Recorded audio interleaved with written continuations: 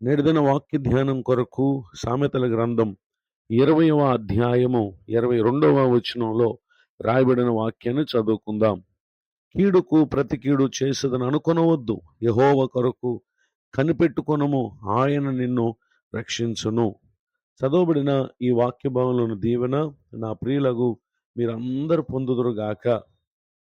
విశ్వాస జీవితంలో మనము మేలునే కాదు, కీడును కూడా ఇహలోకమందు ఎదుర్కొనేటటువంటి వారంగా ఉంటాం.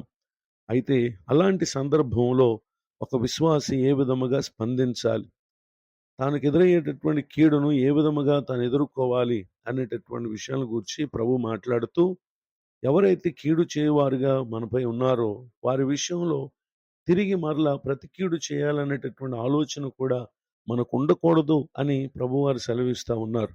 మరి మనం చేయవలసినటువంటి రెండో పని ఏంటంటే, యెహోవా కొరకు కనిపెట్టుకోవాలి. నిశ్చయముగా ఆయన మనల్ని రక్షిస్తారు అని చెప్పి తెలియచేయటం మనం గమనించగలం.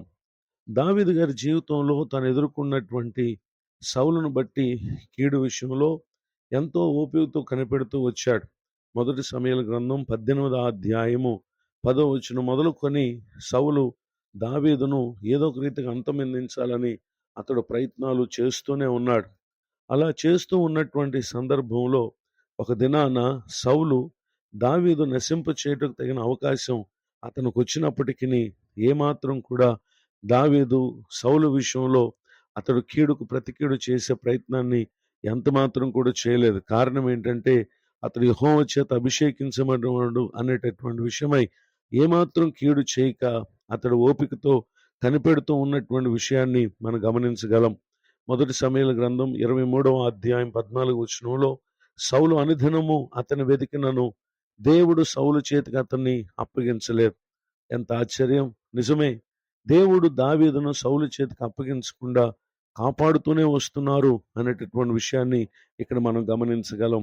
అయితే ఏమాత్రము ప్రతి కీడు చేయని దావీదు పట్ల కీడు చేసే పనిలో ఉన్నటువంటి సౌలు తాను పొందినటువంటి నష్టాన్ని మనం పరిశీలన చేస్తే, మొదటి సమూయేలు గ్రంథం 31వ అధ్యాయము 4-5 వచనాల్లో తన కత్తి మీద పడి తానే అతడు మరణమైపోయిన విషయాన్ని మనం గమనించగలం. ఈ మాటలు వింటున్నటువంటి నా ప్రియ సహోదరి సహోదరులు, మీ పైకి ఏ విధముగా దుష్టుడు పలు రీతులుగా శోధించినప్పటికీ, బాధించినప్పటికీ ఏమాత్రం అధైర్యపడకండి. ప్రభు ఉన్నారు, ఆయన కోసం కనిపెట్టండి. ఒక దినాన నిశ్చయముగా ఆయన మనకు గొప్ప రక్షణ కలుగు చేస్తారు. ఇటు దీవెనకు నా ప్రియులకు మీరు పాత్రులు కావాలని హృదయపూర్వకంగా కోరుతూ ఈ మాటలు ముగిస్తున్నాను. ప్రార్థన. కృపగలిగిన మా తండ్రి, మీ కొందనాలు. నేడు విన్న ఈ మాటల ద్వారా మా ప్రియుల ఆత్మకు నూరంతల మేలు కలుగు చేయండి. దైవజనులను, వారి కుటుంబాన్ని, సేవా పరిచయం దీవించండి. కృంగిన వారిని, దుఃఖితులను లేవనెత్తండి. మరి యొక్క నూతన సంవత్సర దయాకిరీటం ఈ దినం పొందిన మా ప్రియులను మీరు ఆశీర్వదించండి.